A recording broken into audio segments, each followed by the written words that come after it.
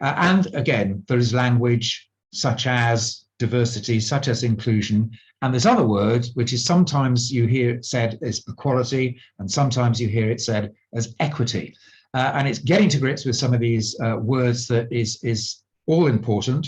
Again, in the sequence of things, these are all vitally important discussions that you need to be having right the way down and across the organization to make sure you get some shared vocabulary and you have a common understanding. And also, for those people for whom this has not been a front and center topic in their day-to-day life, for them to get to grips with what actually we're talking about here and why it's important.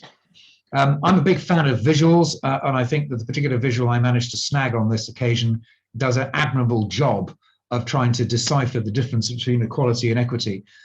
Because the problem with just focusing upon equality is that you're not necessarily, and indeed Raj made the point very well earlier on, going to find that you're going to therefore get everybody turning up in a way that you had originally intended.